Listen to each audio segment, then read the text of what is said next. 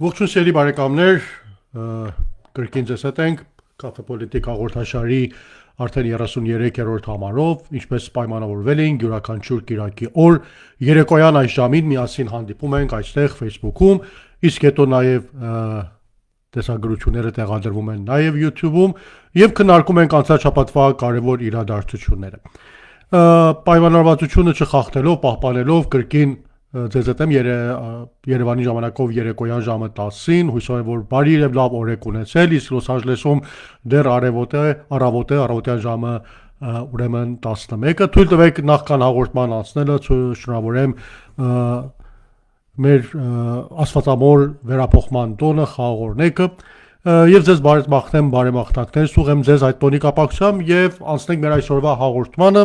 իսկ մինչ այդ պիտի խնդրեմ ձեզ ձեր լայքերով, ձեր կոմենտներով, ձեր ակտիվությամբ, թե այստեղ Facebook-ում, թե նաեւ YouTube-յան իրավունքում, որտեղ հետագային այս տեսանյութերը գնում են, այնտեղ տեղավորվում են, օգտեք որպեսզի ավելի այդպես ասած հասանելի դառնա այս ալիքը ուրիշներին, բնականաբար ձեր լայքերը, ձեր կոմենտները, նաեւ եթե դուք կիսվում եք այս ալիքով, դրանք բոլորը միաժամանակ օգնում են, որպեսզի այս հաղորդում ավելի շատ մեծ լսարան ունենա։ Մի քանի թեմաների մասին էի որոշել այսօր խոսել, կաշխատեմ ինչքան հնարավոր է ամփոփեմ, քանի որ կարծում եմ հետաքրքիր թեման ամենավերջում կխոսեմ դրա մասին, անկախ պատգամավորի հնարավորության մասին կխոսեմ, չգիտեմ դա որքան հնարավոր է թե ոչ, բայց կարծում եմ արդեն ինչ որ ազդակներ կան մտածելու, որ նախորդ ազգային ժողովներից շատ ավելի շուտ մենք 9-րդ գումարման ազգային ժողովում հավանաբար ունենալու ենք անկախ պատգամավոր եւ կարողա շատ էլ դες տարօրինակ թվա թե գուշակությունը ինչպես կարող է լինի, չգիտեմ, ընդհանրապես կանխատեսում է դա կանեմ այս հաղորդման ավարտին, իսկ մինչ այդ մի քանի կարևոր թեմաների ուզում եի անդրադառնալ անցած շաբաթվա կարևոր ուրեմն իրադարձություններն են։ Նախ սկսեմ ամենաթարմից 3 թեն անցած օրվա Նիկոլ Փաշինյանի կատարած հրապարակումներ, դե գիտեք օգոստոսի 8-ն էր եւ լրացավ այդ այսպես կոչված Նիկոլի հավակնության խաղաղության հռչակագրի ստորագրման առաջին տարեդարձը կամ մեր ամոթմամբ կասում եմ ավելի առաջին տարելիցը, քանի որ միակ բանը, որը մեզ չի կարող եւ չի բերել խաղաղություն, հենց այդ հռչակագիրն է, փաստորեն վաստած 1 տարվա ընթացքում ոչ մի առաջխաղաց չի եղել, ոչ մի փոփոխություն Ադրբեջանի հռետորաբանության մեջ չի եղել, փոխարենը մենք ենք դիմացը գնացել շարունակաբար զիջումների։ Նիկոլ այդ կապը չանդրադառնամ, կարծում եմ բոլորիս համար շատ հստակ է այդ թեման, բացատրության որևիցե կարիք չկա, այնքան խոսվել եւ ծեծված թեմա է, ինչ էլ որ խոսենք, կարծում եմ պետք է լինի ավելորդություն, բայց Նիկոլը մի հատ հետաքրքիր, այդպես ասած, գրառում կատարեց այդ օրվա կապակցությամբ, ուղերձ էր երկար եւ այդտեղ մի այսպես բարբերություն ուներ, հիմա տարածիորեն չեմ ուզում բերել էսը կարդալ, բայց բովանդակություն հետեւյալն էր, որ խաղաղության համար մենք հրաժարվում ենք, մեկ անգամ եւս ինքը հստակեցրեց, որ հրաժարվում են Արցախահայության վերադարձի իրավունքից, ընդհանրապես խաչակաշում Արցախահայության վերադարձի իրավունքի վրայից եւ փոխադարձաբար ասում Ադրբեջանն էլ պետք է խաղաղության հասնելու համար կողք դնի այսպես կոչված արևմտյան ադրբեջանցիների վերադարձի կամ արևմտյան կամ ընդհանրապես ադրբեջանցի փախստականների վերադարձի ուրեմն թեման։ Շատ հստակ կերպով Նիկոլ ասում է, որ մեր խաղաղության նախապայմանը դա է, մենք հրաժարվում ենք Արցախի ժողովրդի իրավունքներից, չգիտես այդ իրավունքը ով է տվել իրեն, որ ինքը պետք է հրաժարվի մի բանից, որ ընդհանրապես ինքը իրեն չի առնչվում, ինքը զերո առնչություն ունի Արցախի իրավունքի հետ, եթե որից մեկը կա, որ պետք է ասենք հրաժարվի իր իրավունքից, դա Արցախահայությունը, որ ունի իրավունք բնականաբար հրաժարվելու դրանից, որից մեկը չունի նման իրավունք, հատկապես Նիկոլ Փաշինյանը։ Բայց ամեն դեպքում հիմա ինքը նման հավակնություն է կատարվում, բայց փոխադարձաբար հիմա դրա նշանակում է որպես խաղաղության նախապայման։ Բայց հիմա հետաքրքիր է, եթե մյուս կողմից ենք նայում հարցին, Ադրբեջանի հռետորաբանության մեջ որևիցե փոփոխություն չկա, նրանք նույն տեմպով շարունակում են խոսել փախստականների վերադարձի մասին, ոչ թե եթե լավագույն կերպով ինչ-որ ժամանակ լռում են չեն խոսում, ոչ մի անգամ Նիկոլի նման այդպես բացահայտ կերպով չեք հրաժարվում։ Սա Նիկոլի իդեպ առաջին հայտարարություն չէր, որ այդ մասին կատարում էր։ Անցնող 1 տարվա ընթացքում կամ ավելի դեպքից ավելի գնանք առաջ 2-3 տարիների ընթացքում բազմաթիվ անգամներ այդ թեմային ինքը անդրադարձել է, հիմա սկզբում անուղղակի կերպով էր այդ մասին խոսում, վերջին 1 տարվա ընթացքում արդեն մի քանի անգամ շատ հստակ կերպով այդ հայտարարություն արել է, հետաբար իր 3 չանցած օրվա այդ հայտարարությունը ուղերձը տարօրինակ չէր գոնե ինձ համար, քանի որ դա որևէ նորություն չէր պարունակում Նիկոլի մասով, դա նոր կրկնված թեմա էր։ Հերթական անգամ ինքը ոչ թե լռում այդ հարցի մասին չի խոսում, այլ բացահայտորեն հրաժարվում այդ իրավունքից, հենց այնպես որ բացահայտորեն ժամանակին հրաժարվեց Արցախի գոյությունից եւ Արցախ համարեց Ադրբեջանի մաս, եթե շեք ուրեմն Պրահայում այդ հայտնի ժամանակ։ Այն ժամանակ էլ Նիկոլին խաբեցին, այնպես որ այսօր են խաբում։ Այն ժամանակ էլ շատ պարզ էր, խոսվում էր, որ պիտի Նիկոլը գնա Պրահա, այնտեղ այդ նիստին մասնակցի, Ալիևն էլ պիտի այնտեղ ներկա լինի, միասնաբար պետք է նման հայտարարություն կատարեն։ Երկուսն էլ այդպես ասած միմյանց տարածքային ամբողջականությունները պետք է քառակուսի կիլոմետրերով ճանաչեն եւ խնդիր այդպես փախվի։ Նիկոլը շտապեց, չսպասելով Ալիևին գնաց նման հայտարարություն կատարեց, Արցախը հայտարարեց Ադրբեջանի մաս, լրիվորեն իրավունք տվեց Ադրբեջանին միջազգայինորեն որպեսզի օկուպացնի Արցախը, որի ականատեսը եղանք ապագայում եւ կարծում եմ բացառության այլևս կարիք չկա, Արցախը ճանաչեց Ադրբեջանի մաս, բայց Ալիևը հրաժարվեց գնալ, չմասնակցեց եւ մինչև այսօր չեք գտնի որից է բառ Ադրբեջանից կամ Ալիևի կողմից, որը կճանաչի Հայաստանի տարածքային ամբողջականությունը կիլոմետրերով։ Շատ հանգիստ է խոսել Հայաստանի տարածքային ամբողջականության մասին առանց կիլոմետրերի, թե որտեղ է սկսվում այդ Հայաստանը, որտեղ ավարտվում այդ Հայաստանը Ադրբեջանի կարծիքով, դեռ հայտնի չի, որովհետև Ադրբեջանը դա պայմանավորում է սահմանազատման, սահմանագծման, այնպես ասած process-ի ավարտով եւ դե գիտենք դրա ավարտին մեզ ինչ է սպասվում, Տիգրանաշեն, մյուս այդպես ասած տարածքներ, որոնց զիջման համար պատրաստվում են այսօրվա իշխանությունները։ Նույնը հիմա, նույն ուչամբ, նույն ձեռագրով կրկնվում է Արցախայության իրավունքների մասին։ Նիկոլը հրապարակորեն հրաժարվել արդեն բազմաթիվ անգամներ Արցախայության իրավունքից, բայց դուք չեք գտնի որից է նույնիսկ մեկ հայտարարություն Ալիևի կողմից կամ ադրբեջանցի նույնիսկ մեկ այդպես ստորին պաշտոնատարի կողմից, բայց ասենք Ալիևի կողմից, որը հայտարարի դե լավ, քանի որ Հայաստանը վերահրաժարվում է արցախցիների վերադարձ իրավունքից, մենք էլ փոխադարձաբար այլևս չենք խոսում այսպես կոչված ադրբեջանցիների վերադարձի մասին, փախստական ադրբեջանցիների, եւ չենք էլ խոսում արևմտյան այսպես կոչված արևմտյան Ադրբեջանի թեմայի մասին։ Ընդհակառակը տեսնում ենք նրանք շարունակաբար պահում են օրակարգում։ Հետևաբար, եթե դա է նախապայմանը, որ երկու կողմերը պետք է հրաժարվեն այդ հավակնություններից, Հայաստանը հրաժարվում, Ադրբեջանը չի հրաժարվում, հետևաբար դու միակողմանի թանգո չես կարող պայես այս հարցում ու շատ հստակ է, որ այս պայմանագիրը, այդ հռչակագիրը իրականություն չի կարող դառնալ, քանի որ կողմերից մեկը Նիկոլի ներկայացած այդ միակողմանի առաջարկը չի կատարում, չի համոզվում եւ շարունակում է պնդել ադրբեջանցիների վերադարձ իրավունքի վրա եւ կարծում եմ հենց այս փաստը ինքնին բավարար է հասկանալու, որ Ադրբեջանը ընդհանրապես տրամադրված չի խաղաղության։ Հայտարարություններին եթե նայում ենք երկու կողմերն էլ խոսում են խաղաղության մասին։ Նիկոլը խոսում է խաղաղության հաստատ մասին, Ադրբեջանն էլ երեք դե հայտարարում են, որ այո խաղաղությունը հաստատվել։ Բայց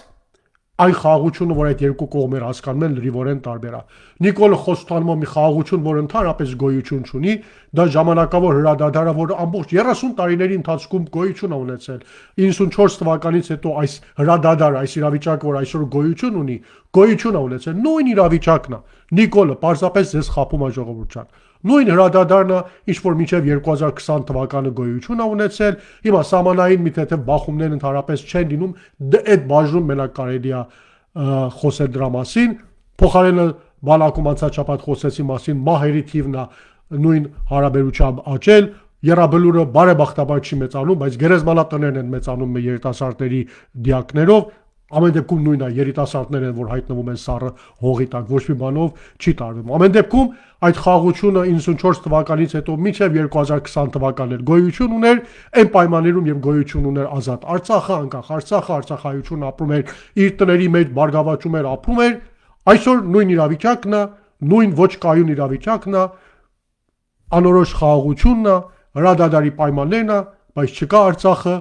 Արցախայությունը հայտնվել է բռնագաղթյալի իրավիճակում, Արցախը պարտված է հայությունից։ Դա այս իրավիճակում դա կարելի է կոչել խաղաղություն, կարծում եմ միայն ԿՊԱ-կան անուղեղները կարող են դա բացահայտ խաղաղություն կոչել։ Իսկ Ադրբեջանի դիտանկյունից նրանք են ասում այո այսօր խաղաղություն կա։ Նրանց դիտանկյունից խաղաղություն այն իրավիճակն է, երբ Հայաստանը հայտնվել է պարտված վիճակում, երբ իրենք ունեն այն ամեն ինչը, ինչի 27 տարիներ շարունակ 94-ից մինչև 2021-2023 թվականները դրա մասին նույնիսկ իրենց երազներում չէին կարող տեսնել այդ ամբողջ այսօր ունեն եւ առավելագույն ձևով ունեն Արցախայությունը պարտված դատարկված հայերից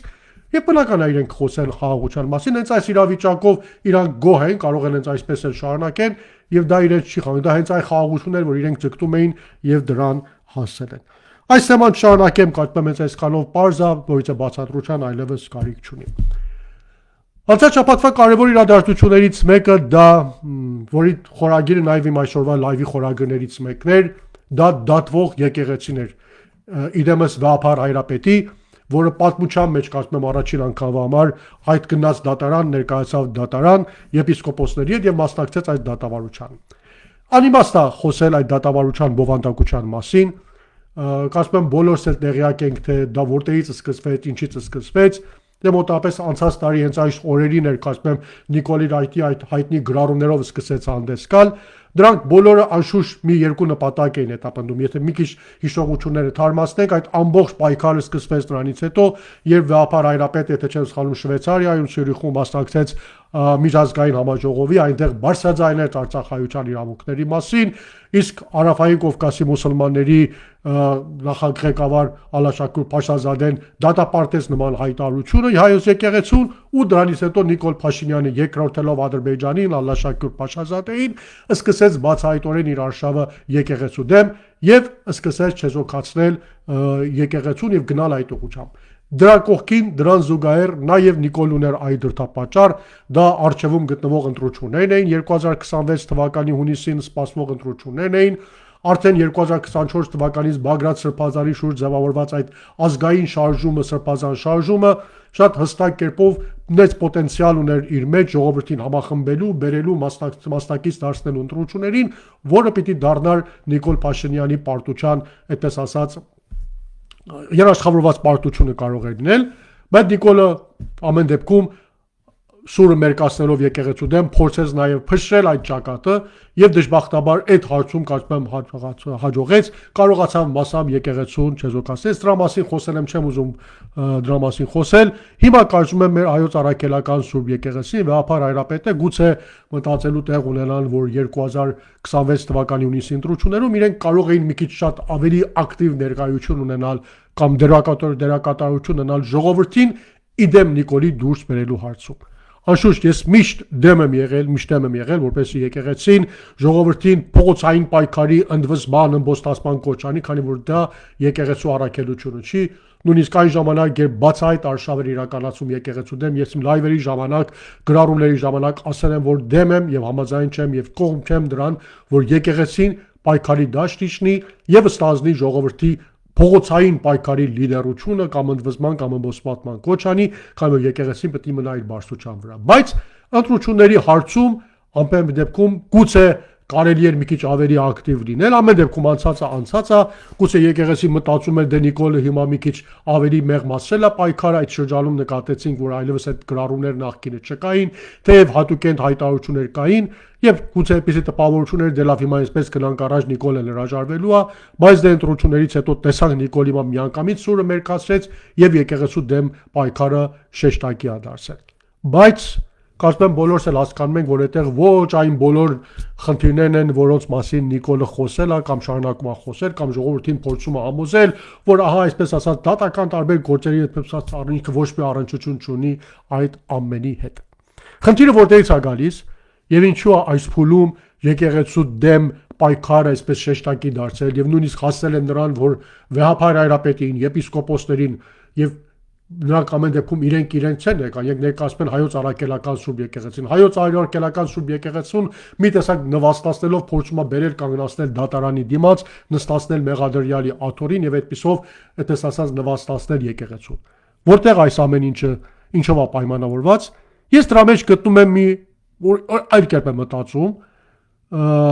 Գիտեք, Նիկոլ Փաշինյանը, այդ ԿՊԱ-ականները բոլորը մի տեսակ եկեղեցուն հիմա իրենց կարճ խելքով կամ այդպիսի պատկերացում ունեն, որ գտնվում է Ռուսաստանի ազդեցության տակ, այդպես են փորձում համոզել, իրենց կարճ խելքով այդպիսի տպավորություն ունեն, բնականաբար որ այդպիսին չի, բնականաբար նրանց համար նաև Գագիկ Ծառուկյանն է նման գործոն, նաև նախագահ Քոչարյանը այդպիսի գործոն, նաև ասենք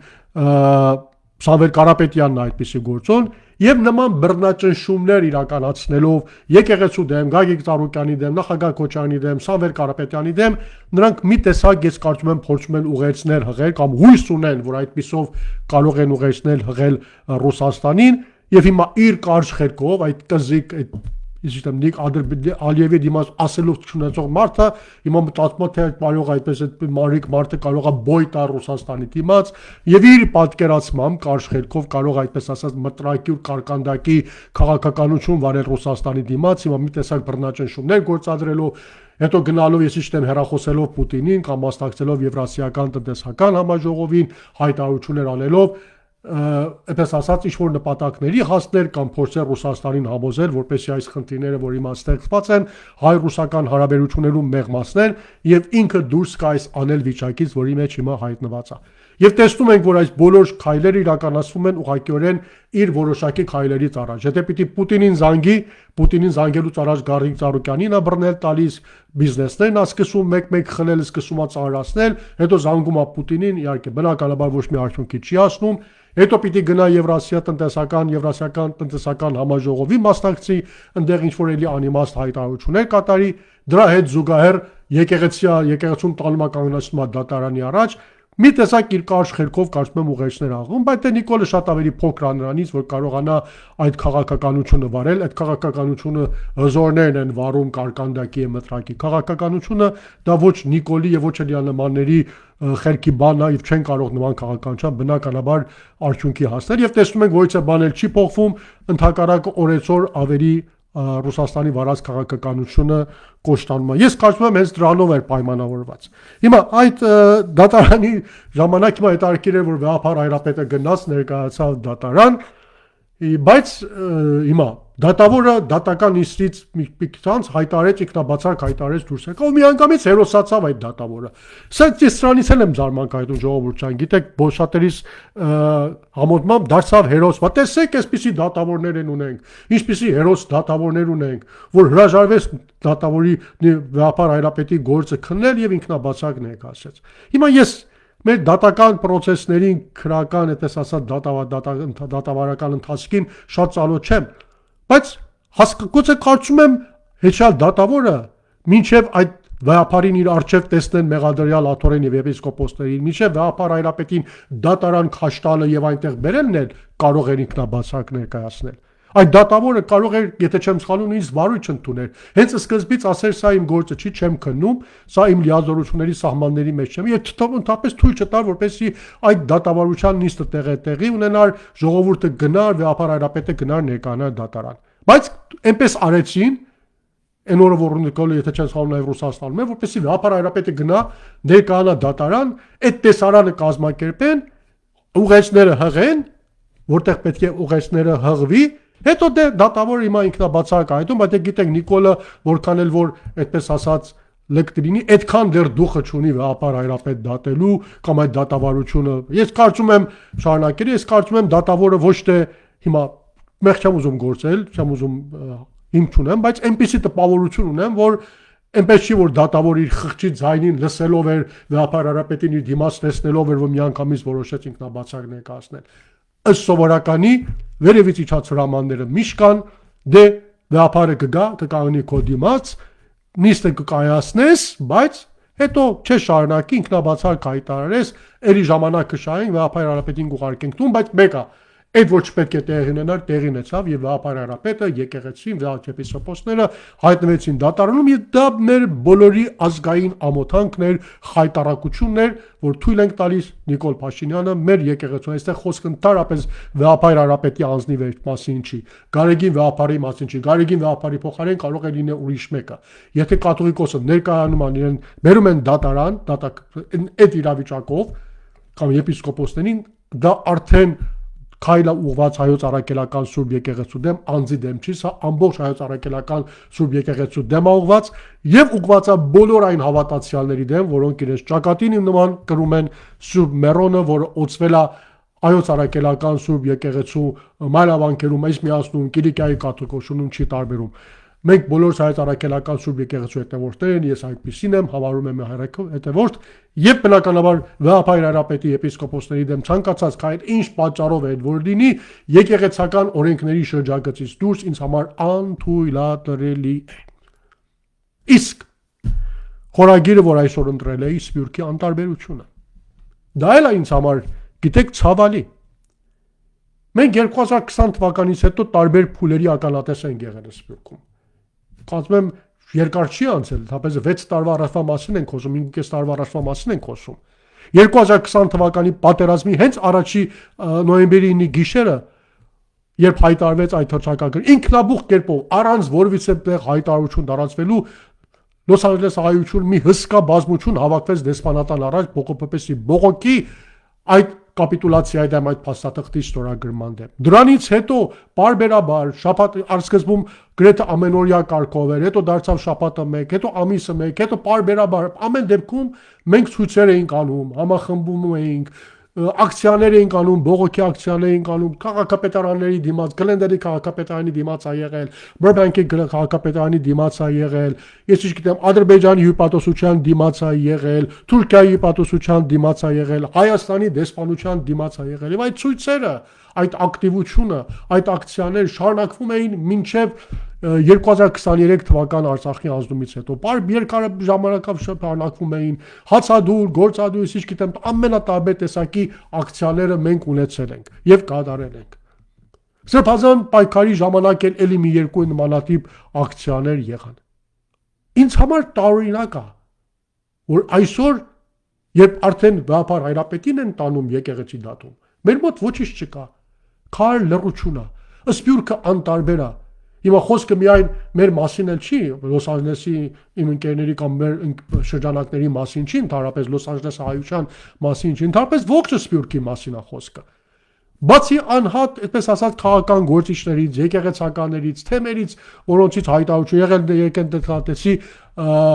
Թերանի Հայոց թեմի առաջնորդ Գերաշնորհ Տեր Սեփուսոպատան arczepiskopos Սարգսյանն էր հայտարարություն տարածել պատիվ իրեն։ Իմ նմանատիպ հայտարարություններից, որոնք տարածվում են, Վեհապար Հայրապետը Արամ Վեհապարը հայտարարություն տարածեց, նրանք այո, սրանք անհատ հայտարարություններ են, բայց մենք որպես սփյուռքահայեր, որպես ժողովուրդ, ով ակտիվորեն հրապարակում ա եղել 2020 թվականից հետո, ինչ արեցինք մի քանի 3 կամ նախանցած օրը, երբ Վեհապար Հայրապետին քաշ էին տալիս դատարաններով։ Անտարբերությամբ Facebook-ի առաջ նստած գրառումներ էինք անում։ Ես ինչ գիտեմ, անիմաստ բաներ էինք գրում։ Ես կարծում եմ ամենաքիչն եմ գրել այդ մասին, որտեղ իսկապես անիմաստ այլևս այդ բաների մասին գրել, ում պետք է մի բան բացատրել։ Այն որ գիտի անել, որ չի գիտի, իրանա, այդպես ասած ձևացնողը չգիտի, եթե չէ ամեն ինչը այնքան բացահայտ է, որ իմ եւ իմ նմանների բացատրելու ընդհանրապես կարիքը չկա եւ չի էլ լինելու։ Ինձ համար անիմաստ է եւ անհասկանալի է այս տարբերությունը։ Մենք ինչու ենք հասել սրան։ Նիկոլը արդյոք կարողացավ նաեւ մեր մեծ սարսափ տարածել, վախեցնել։ Հիշում եմ, երբ ցույցեր էինք անում հիպատոսարանի առաջ, մեկ շարքերի մեջ այդպեսի լուրեր տարածվում, որ հիպատոսանի ներսից ձեզ նկարում են ժողովրդյան եւ Հայաստան երթալուց խնդիր եք ունենալու։ Ես չգիտեմ հիմա իսկապես նկարում են թե չէին նկարում։ Հիմա այդ նկարնացները Հայաստան մուտքելուց քանիսին են արգել, գոնե ես քանի անգամ դրանից հետո ամենաթունդ հայտարարություն եմ ունեցել, ներս եմ մտել, որ իցե խնդիր էլ չեմ ունեցել, բայց եղել են դեպքեր, որոնք ամեն դեպքում մուտքը արգել են մարդկանց։ Բայց նույնիսկ եթե չեն էլ արել, այդ լուրերի տարածումը բնականաբար վախի մթնոլորտ տարածում ժողովրդի մեջ։ Պատճառ է դարձնում, որ մի շարք մարդիկ մտահոգվեն, չգան, չմասնակցեն ցույցերի։ Իսկ այն հայտարարությունը, որ Նիկոլ արեց եւ ցավոք սրտի կարծես մի որոշակի մեր սփյուռքահայերի բերել այն եզրակացը, որ այս հարցում Նիկոլը ճիշտ է։ Դեսպանատան առաջ Հայաստանին մենք ցույցեր էինք անում, հավաքվում էինք։ Ու մեզ համոզեցին, որ դեսպանատան դիմաց ցույցանելը դա Հայաստանի պետականության դեմ ուղղված ցույց է։ Այդ Հայաստան դեսպանություն եկած պետականություն, եթե դու գնում ես այդտեղ ակցիա ես անում, ցույց ես անում, դու Հայաստանի քո պետականության դեմ ես դուրս գա, մենք մեր պետականության դեմ դուրս չեն գալիս։ Բայց ով ասաց, որ Հայաստանի այդ դեսպանության այդ շենքը պետականություն է։ Այդտեղ այդ մարդիկ նշանակված են Հայաստանի Հանրապետության իշխանությունը։ Այդ մարդիկ այդ պահին ներկայացնում են Հայաստանի Հանրապետության իշխանությունը։ Ու եթե չեն բողոքում, Նշանակում է երկրորդում է Նիկոլ Փաշինյանի վարած քաղաքականությունը, ինձ համար նույնն է ինչ որ Նիկոլ Փաշինյանը։ Հետաբար այդ շենքի մեջ նստած մարդիկ մեր բողոքի ցույց այդ շենքում նստած մարդկանց դեմ, ովքեր շարունակում են իրենց ծառայությունը այդ համակարգի մեջ, երկրորդելով Նիկոլ Փաշինյանի վարած քաղաքականությունը։ Հետաբար դա երբևիցե չի եղել եւ չի կարող լինել Հայաստանի Հանրապետության պետականության դեմ ուղղված քայլ, որը ինձ համար անձամբ սրբություն է։ Դա բողոքի ակցիա է եւ միակ տեղն է, որ դու կարող ես ներկայանալ քո բողոքը ներկայացնել քո երկրի իշխանությունների վարած քաղաքականության դեմ։ Ինչը ժամանակին անդիմադիրները անում էին հենց այստեղ Լոս Անջելեսում, ասենք Սերժ Սարգսյանի ժամանակ, գուցե նախագահ Քոչարյանի ժամանակ էր եղել է։ Եթե բողոքի հարց են ունեցել, գնացել են Հայաստանի դեսպանության դիմաց են բողոքել։ Եթե ես Նիկոլի դեմ Սփյուռքում խնդիր ունեմ, Հայաստանի Հանրապետության իշխանությունների վարած քաղաքականության դեմ խնդիր ունեմ, ինձ ասեք որտեղ պիտի գնամ, ես բողոքի ակցիա անեմ։ Որտեղ պիտի գնամ, ես իմ բողոքս արտահայտեմ այդ ամեն ինչի դեմ։ Ամեն դեպքում սա Հայաստանի Հանրապետության քաղաքացու միայն խնդիր չի, ասենք դու Հայաստանի Հանրապետության քաղաքացի ես ասելիք չունես։ Դա հայոց առաքելական Սուրբ եկեղեցու դեմ ուղված քայլ է, իսկ հայոց առաքելական Սուրբ եկեղեցին միայն Հայաստանի հպարտ քաղաքացիներին չի, դա նաև իմն է, որ Սփյուռքում եմ ապրում։ Անկախ նրանից, որ թեմին եմ ենթակա, Կիլիկիո թեմին, թե այս միասնական թեմի եկեղեցի եմ հաճախում կամ ծխական եմ համարվում։ Մեկը երկուսն էլ հայոց առաքելական Սուրբ եկեղեցին եմ եւ այդ եկեղեցու դեմ իրականացվող քայլերը նաև իմ դեմ իրականացվող քայլեր են։ Խնդրում եմ ինձ ասեք, ես ուր պիտի գնամ իմ բողոքն արտահայտեմ։ Մի պիտի ունենամ միտեղ, որպեսզի կարողանամ գնամ բողոքն արտահայտեմ։ Գնում ենք եկեղեցի ենք բողոքում, ասում են բողոք եկեղեցի մի արեք բողոքեք, այստեղ եկեղեցին աղոթքի տեղա, պատարագի տեղա, կարգն է խանգարում, հնարավոր չի այդպիսի բան անել, չկարելի եկեղեցին այդպես ասած պիտի մնա այ բացում։ Դեսպանատան դիմաց ենք ուզում բողոքել, ասում են դե սա պետականության դեմ ուղված է։ Ում դեղ գնանք բողոքի ցույց անենք, տեղը որոշեք, անձամբ ես ուզում եմ գնալ բողոքեմ Հայաստանի Հանրապետության վարած իշխանությունների քաղաքականության։ Թողեք Հայաստանի իշխանությունները որոշեն միտեղ, ասեն գնացեք այստեղ մեր քաղաքականության դեմ բողոքեք, մենք իմանանք ինչ պետք է անենք։ Ինձ համար շարունակում եմ ասել անիմաստ է եւ անընդունելի է Սփյուռքի անտարբերությունը։ Էլ չեմ ընդունում, որ այս կազմակերպությունը կոչանում են կոչանում։ Գե ժողովուրդ, ինչու պիտի սպասենք, որ մի հատ կազմակերպություն, մի հատ կուսակցություն կամ մի հատ կառույց մեզ կոչանի եւ պատասխանատվություն։ Մենք ցանկացած քրիստոնյա իր վրա պարտականություն պետք է զգա պաշտպանելու հայոց առաքելական Սուրբ եկեղեցին։ Դա ընդհանրապես որից է մեկի կոչին սпасելու պատճառ արիչ պետք է լինի։ Մեր բոլորի պարտականությունն է, որպեսզի հրապարակավ մեր բողոք հայտարարենք, իհարկե բնականաբար օրենքի սահմանադրության եւ բարեվարկության, այդպես հատախոսպես վերջերս բառ օգտագործվում այդ սահմաններում։ Ամեն դեպքում ուզում եմ գծել, որ այդ անտարբերությունը, որ այսքանի օրերին Սփյուռքում գոյություն ուներ մեր եկեղեցու դեմ իրականացվող այս պայքարի կապակցությամբ, ուզում եմ ասել, որ ինձ համար անընդունելի է եւ տարօրինակ զարմանալի է եւ հույսով եմ, որ մենք չենք ենթարկվի դրան եւ թույլ չենք տա, որպեսզի Նիկոլը մեզ համոզի նմանատիպ հարցերում, որ այդ դեսպանատությունը պետականությունն է, ներկայացնում դա չպետք է գնաս իր դեմ ցույց անես։ Գիտեք, մի տեսակ ինչով ենք տարբերվում ենք Նիկոլից, գիտեք, երբ այդպես ենթարկվում ենք իրան։ Ալիևը Նիկոլին ասում է դու իրավունք ունես իմ առանցների դիմաց խոսած, Նիկոլը գլուխը կախակցում ենթարկվում է, ինչ որ Ալիևն ասում է, ինչն ասում է, օքեյ, ճիշտ ասում հավանաբար, ես էլ նույնն եմ անում։ Կներեք համարձակության, սա մենք էլ նույն կարգավիճակի մեջ ենք հայտնվում Նիկոլի դիմաց։ Նիկոլը մեզ սահմանում ասում է, շենքը դեսպանությունը, պետականությունը ներկայացնում, դու իրավունք չունես գնաց ցույց անես, մենք ասում ենք դե Նիկոլը ճիշտ ասում, ենթարկվում ենք, չենք գնում այլևս ցույց անենք, չենք հավաքվում բողոքի ակցիաներ, չենք անում։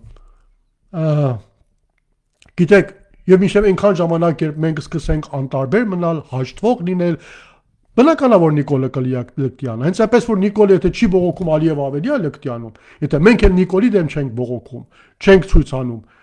քայլերի չենք դիմում, բնականաբար ինքը լկտիանում է եւ ավելի համարձակ է դառնում իր քայլերի մեջ։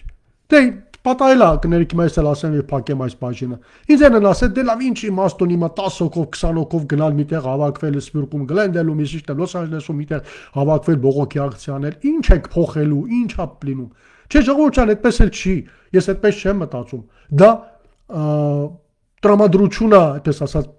տրամադրություն, Սփյուռքի տրամադրությունն է փոխանցում, խորհրդանշում, ցույց տալիս։ Մեր այս պահի զգացմունքներն է ցույց տալիս։ Կուզի լինի 10 հոգի, կուզի լինի 2 հոգի, կուզի լինի 1000 հոգի։ Հիմա ինչ, պատկերացեք, եթե մենք կարողանայինք 2020 թվականից հետո մեր ցույցերի ժամանակ մի 30-40 հազար Լոս Անջելես հայերի հանենք փողոց կամ 100,000-ի հանենք փողոց, Նիկոլը վախենալու էր հրաժարականներ տալու։ Հաստատ ոչ, հաստատ այդպես չէ լինելու։ Հետևաբար մեր թվից կախված չի Հայաստանի այսօրվա իրավիճակում փոփոխությունը 100,000 էլ լինի, 10,000 էլ լինի, 1,000 էլ լինի, 100 էլ լինի, մեկ է, բայց մենք պետք է մեր բողոքն արտահայտենք, դա մեր բողոքի, մեր տեսակետների, մեր դիրքորոշման արտահայտման միակ միջոցն է, որ այս պահին ունենք, բացի Facebook-ից, սոցիալական ցանցերից, որից պետք է օգտվենք եւ հրապարակավ մեր տեսակետները ամեն դեպքում հայտարենք, ուզի լինի Լոս Անջելեսում, Փարիզում, Եվրոպայում, տարբեր քաղաքներում, Միջին Արևելքում, որտեղ որ նման ցույցեր կազմակերպելու հնարավորություն կա, իհարկե հասկանում եմ որոշ երկրներում սահմանափակումներ կան, դա հնարավոր չէ, դա ինձ համար հասկանալի է, բայց այնտեղ որ հնարավորությունը կա, ամեն դեպքում պետք է այդ հնարավորությունից օգտվել։ Իսկ ազգային ժողովը այս շաբաթ դեռ շարունակում է իր ձևավորման ընթացքը, ուրեմն արդեն տեսակ ազգային ժողովի նախագահի եւ երկու փոխնախագահների ընտրությունը կատարեց, երրորդ փոխնախագահի ընտրությունը առայժմ մնացել է, դեռ չի կատարվել, դրա համար առաջադրվել է ուրեմն Արամ Վարդևանյանը եւ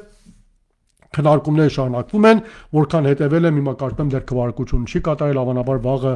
նիստ կլինի, չգիտեմ, հիմա հաջորդ նիստը երբ է լինելու, այդ նիստի ընթացքում արդեն դա ձևավորումը տեղի կունենա։ Եթե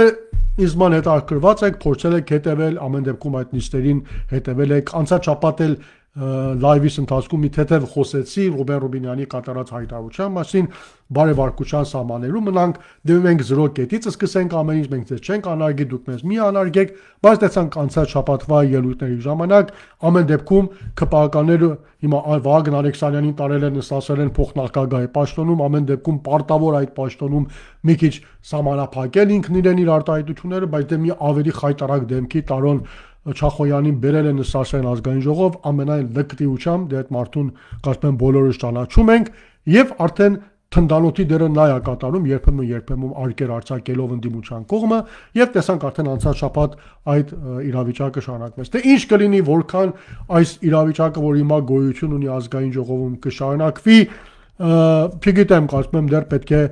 շարունակենք, հիմա անցած նախորդ ազգային ժողովի ձևավորման հենց առաջին օրն էր, եթե չեմ սխալվում, սուր բախումների գնացին, ծես կրտուկ եղավ, բարեբախտաբար հիմա այսօր դեռ այդ փուլում չենք, այդ իրավիճակում չի ազգային ժողովը համեմատաբար ավելի համերաշխ վիճակով աշխատանքը շարունակում, բայց դե հիմա արժևում ամեն դեպքում ԿՊԱ-ականը մնում է ԿՊԱ-ական, այս անցած շաբաթ էլ ասեցի, իրենց համար կարևորը ազգային ժողովի ձևավորման ավարտին հասնելն է, որտեղ ձևավորումը ազգային ժողովրդում ավարտվում այն ժամանակ, երբ ձևավորվում են, երբ ընտրվում են փոխնախագահները, դա օրենքն է ասում։ Փոխնախագահներն են ընտրվում, մշտական ազգաժողովներն են ձևավորվում, դրանք երբ որ կայացան, արդեն ազգային ժողովը կարելի է համարել կայացած։ Մինչև դրանք չկայանան, տեղի չունենան այդ գործընթացները, ազգային ժողովը դեռ պաշտոնապես չի կարելի, այդպես ասած, ձևավորված համարել։ Ես կարծում եմ մի քիչ իրենց չափ ու սահմանները դեռ փարգում են ԿՊԱ-ականները դուրս մտավախություն ունենալով, որ ընդդիմությունը կարող է կոշտ քայլերի գնալ, հիմա նիստերը բոյկոտել եւ այդ ձևավորումը տեղի չունենալ, իրենք հայտնվեն ծանր վիճակի մեջ։ Դրա մասին մանրամասն անցած շաբաթվա լայվի ընթացքում բացատրել եմ, թե ինչու է ԿՊ-ին անհրաժեշտ, Նիկոլին անհրաժեշտ առայժմ այս ազգային ժողովը այս վիճակով պահել, որոշակի ժամանակ ձևավորել, մինչև, այդպես ասած, Ռուսաստանի հետ հարաբերությունների կարգավորում, որից հետո հավանաբար եթե նույնիսկ անհրաժեշտ լինի, ես չեմ բացառում, որ իրեն գնալ արտահայտ ընտրությունների, բայց առայժմ պետք է այս ազգային ժողովը ձևավորվի եւ դրա ձևավորման համար կարիք կա ընդդիմության համագործակցությանը, հետեւաբար այս ամբողջ թատրոնը, որ իրենք անում են զսպվածություն ցուցաբերել, բարեվարկություն, բան, կարծում եմ տեղավորվում է հենց այդ թատրոնի մեջ, ամեն դեպքում այս մարդկանցից բարեվարկություն ակնկալելը մի քիչ չափազանցություն է, ընդհանրապես իրար հետ համերաշխություն ունեցող, որից աղերս ունեցող բառեր են ԿՊ-ն եւ բարեվարկությունը, քանի որ այդ մարդիկ ընդհանրապես լկտիության խորհրդանիշը մարմնացում են, հետաբար անիմաստ է դրա մասին խոսելը։ Բայց ազգային ժողովում կա մեկ երևույթ, ես դրա մասին եմ ուզում խոսել այսօրվա լայվի վերջին բաժնում, դա անկախ падգամավորի երևույթն է։ Ինչու եմ կարծում, որ մենք շուտով անկախ падգամավոր կունենանք ազգային ժողովում, քանի որ նախկին երկու ազգային ժողովները, որ այս իշխանությունների օրոք իշխանազավթումից հետո 2018 թվականին մենք ունեցել ենք, այդ երևույթի ականատեսն են եղել։ Եկեք մի հատ միասին հիշենք ինչ կատարվեց 7-րդ ազգային ժողովի ընտրությունները, թե չեմ սխալվում, 2018 թվականի դեկտեմբերին տեղի ունեցան, 2019 թվականի հունվարին էր կարծում եմ, նոր տարուց հետո, որ պաշտոնապես ձևավորվեց 7-րդ գումարման ազգային ժողովը։ Դե այնտեղ հիշում եք ԿՊ-ն էր, Լուսավոր Հայաստանն էր եւ Բարգավաճ Հայաստանն էր ընդդիմությունը 9 ամիս անց 2019 թվականի սեպտեմբերի մենք ունեցանք առաջին անկախ падգամավորը 7-րդ գումարման ազգային ժողովում իդեմս Արման Բաբաջանյանի, որը դուրս եկավ, ասենք Լուսավոր Հայաստանի ցուցակից եւ իրեն հայտարարեց անկախ падգամավոր։ Թե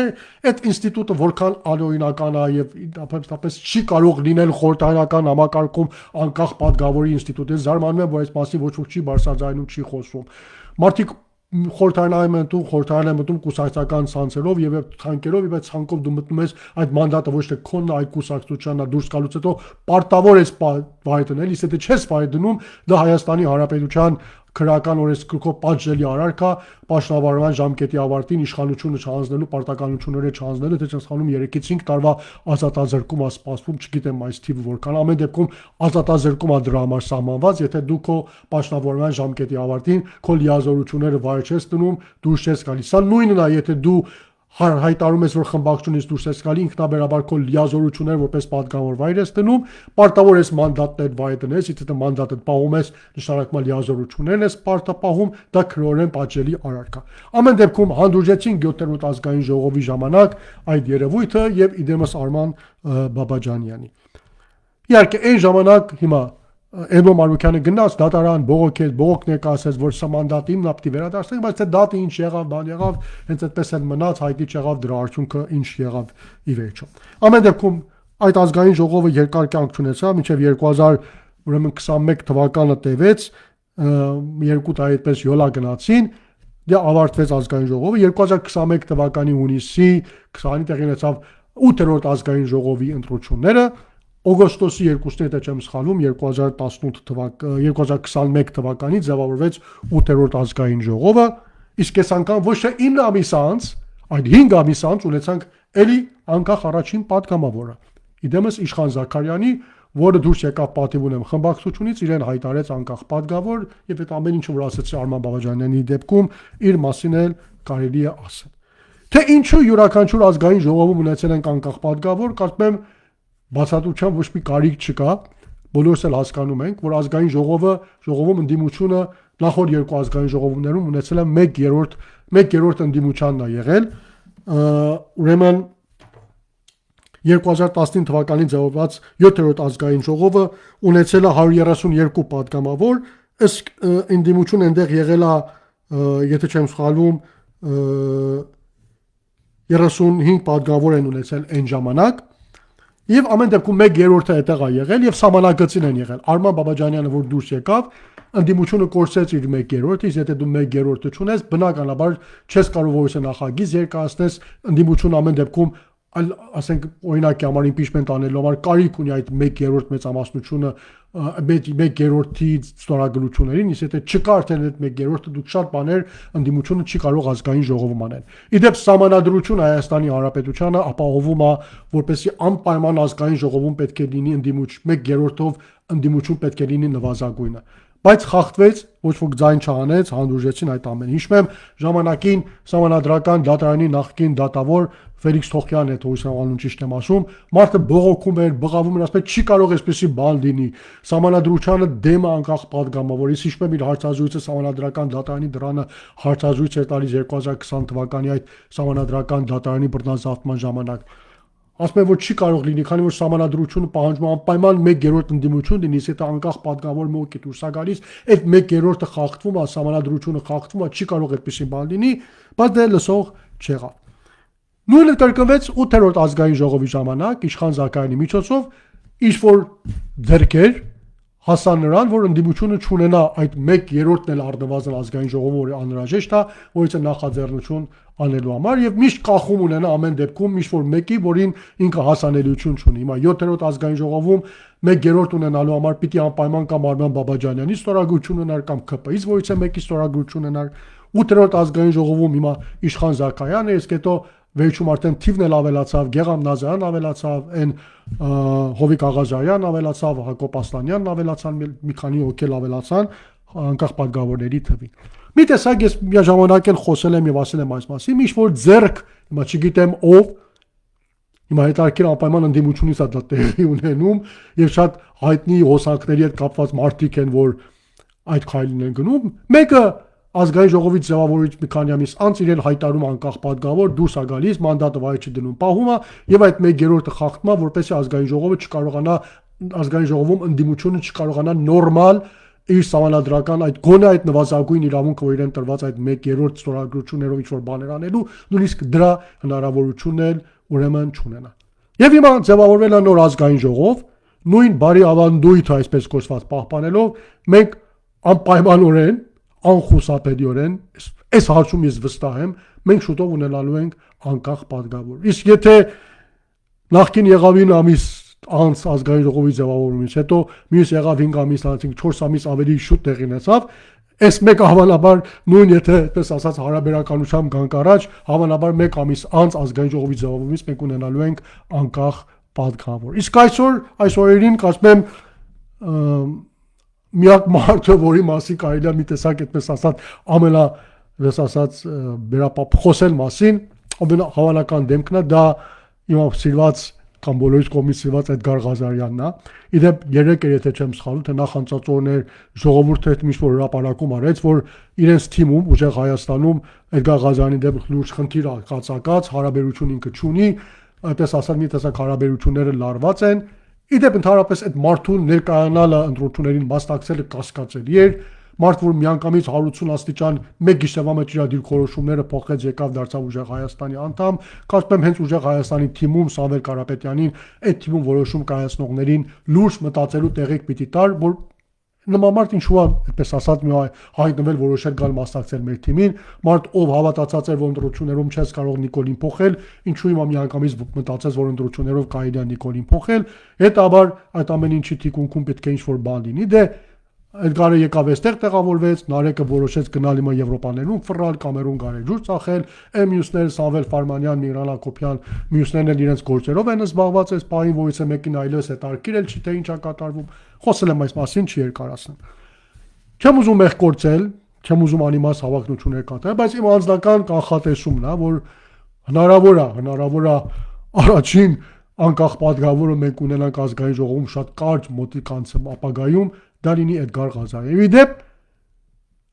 ունի հիմա պատրվակը դրա պատճառով։ Հիշել եք ազգային ժողովի վերջին օրերի նիստերին, հիմնականում ուժեղ Հայաստանը հայտնվել է թիրախում, հատկապես Արամ Վարդևանյանի տեխնատության քննարկման ժամանակ, հենց հետարքիր կերպով Էդգար Ղազարյանի պատճառով եւ պատճառն էլ հիմնականում մեկ հայտարարությունն է, որ ինքը կատարել է 2024 թվականում Կիրանցում սահմանազատման գործընթացների ժամանակ նման հայտարարություն էր կատարել, որ հայ սակրավորներ ովքեր կգան այդտեղ կամարսակվեն, պետք է ականներ հանեն, իբր թե այդպիսի հայտարարություն է, որ կատարել, որից է մեկը ողջ չպետք է այդտեղ դուրս գա մահա ցանկացել բան։ Իհարկե ինքը ասում է, որ դա կոնտեքստից դուրս է, այդպիսի հայտարարություն չեմ կատարել եւ կբացատրեմ այդ մասին եւ դրա պատճառով հիմա ուժեղ Հայաստանը հայտնվել է լուրջ այդպես ասած հարվածի տակ։ Ինձ համար գիտեք որն է հետարքիր, հիմա ինքը Արամ Վարդևանյանի քննարկումը սկսելու տեխնատության քննարկումը սկսվելուց առաջ հայտարարեց, որ դե ինչ ուզում եք դուք հիմա ասեք, քննարկեք, ես ամենավերջում ելույթ կունենամ կբացատրեմ այս ամեն ինչի մասին։ Հիմա ինձ համար գիտեք հարց է ծագում, ընկեր ջան, դու չէի կարող էդիկ հենց առաջ սկզբից բացատրեիր, որքան դժվար է։ Եթե պետք է մի բան բացատրես, եթե կա տրամաբանական բացատրություն, կարող ես համոզիչ բացատրություն ներկայացնել Հարությանը, ԿՊ-ի բերանը փակես, այսպես խփես իրենց բերանի մեջ, թույլ չտաս, որպեսզի ամբողջ Արամ Վարդևանյանի տեխնատության քննարկումը իրեն կրկեսի վերածեն այդ թեման շարունակաբար շոշափելով, քեզ էլ քննարկման թեմա դարձնեն, մեկ անգամ սկզբում խոսքի վերստեի, ուներ արդեն խոսելու հնարավորություն, բացատրեիր, համոզիչ կերպով բացատրեիր, ներկայացնեիր ամբողջը, հապացուցեիր, որ քեզ սխալ են հասկացել, դու դա չես ուզեցել ասել, մեկ անգամ միշտ թեման փակեիր։ Եվ հետո բնականաբար այդ քննարկումից հետո այլևս որից է մեկը, քանի որ դու արդեն ամոզիչ բացատրություն ներկայացրել էիր, չէր կարողանալու դրա մասին խոսել կամ այդ ամեն ինչը պատրվակ դարձնել ուժեղ Հայաստանին եւ Արամ Վարդևանյանին հարվածի տակ առնելու։ Բայց եթե դու օդում կախված ես պահում այդ թեման, թույլ ես տալի, որպեսզի քննարկվի ամբողջ այդ Արամ Վարդևանյանի քննարկման թեման գնում է այդ ուղղությամբ փոխարել բովանդակային քննարկում լինի այդ թեման է գալիս հրապարակ, ու ասպես դե լավ վերջում կխոսեմ, կներեք ժողովուրդ ջան իմ համարձակության ասում։ Դա ինձ կասկածի տեղ կտալի, որ եթե դու կարող ես մի բանը սկզբից բացատրես թեման փակես, ինչու չես փակում, բաց ես սպառում, եթե բաց ես սպառում, հետաբար ինչ-որ որոշակի նպատակ ունես, ինչ-որ բան ես հետապնդում, ինչ-որ նպատակ ունես, ինչ-որ մտածված մի բան կա, այդտեղ թույլ ես տալիս այդ թեման շոշափի քննարկվի։ Հիմա ինչ գիտեմ, կարող է պատահի այսպես լինի, որ դե լավ, իմ պատճառով օրինակ համար ուժեղ Հայաստան հիմա հայտնվել է հարվածի տակ, ես չեմ ուզում ուժեղ Հայաստան իմ պատճառով հայտնվի հարվածի տակ, բա դե ես հենց հիմա ինձ հայտարարում եմ անկախ պատգավոր, դուրս եմ գալիս խմբակցությունից, դառնում եմ անկախ պատգավոր, ես ինչ էլ ասել եմ ինձ ա վերաբերում, ուժեղ Հայաստանի հետ կապ չունի, դե արդեն մենք այդպեսով ունենանք առաջին անկախ պատգավորը, բայց դե շատ համոզիչ, արդար, այդպես ասած, պատճառաբանությամբ։ Չգիտեմ որքան ճիշտ են, որքան սխալ, կապրենք, կտեսնենք առաջիկա օրերի զարգացումները ինչպես կլինեն, բայց դե եթե կարծում եմ, եթե մենք ունենանք անկախ պատգամավոր ընդդիմության շարքերից, դա 100%-ով եմ ձեզ ասում ժողովրդյան, 100%-ով եմ ասում, այդ անկախ պատգամավորը Հայաստան դաշինքից չի լինելու, քանի որ այդ Հայաստան դաշինքի ցանկի մեջ այն ցանկը, որ հիմա այդտեղ ներկայացված է եւ նստած է, մեկ մասին դաշնակցական ընկերներն են, ես իրենց 100%-ով վստահում եմ, որ նրանցից որևէ մեկը թիմից դուրս չի գալու որպես անկախ պատգավոր ներկայանա, Լևոն Քոչարյանն էլ հաստատ չի ներկայանալու, Ագնես Ախամոյանն էլ չի ներկայանալու, Սևակ Խաչատրյանն էլ չի ներկայանալու, անունները մեկ-մեկ չտամ անկած մեկի անուն չունի, Աղվան Վարդանյանն էլ վստահաբար, եթե մանդատը վերցրել է, անելիք ունի ազգային ժողովում, այդպես է հայտարարել, հետաբար որպես անկախ պատգավոր չի ներկայանալու, հետաբար բացառված է գոնե փուլում, բացառված է 100%-ով եմ ասում, ամենայն պատասխանատվությամբ, որ Հայաստան դաշինքից կլինեն անկախ պատգավորներ։ Իսկ եթե անկախ պատգավոր լինի, բնականաբար կարծում եմ միակ դա կարող է լինել ուժեղ Հայաստան խմբակցությունից, որ ավելի մեծաթիվ է, այդտեղ ասած ամենատարբեր մարդիկ այդտեղ կան, ամենատարբեր անցյալով մարդիկ, դե տեսանք արդեն մի քանիսի պարագային անցած օրերի ընթացքում բազմաթիվ քննարկումներ եղան, եւ ամենախոցերի կերպար այդտեղ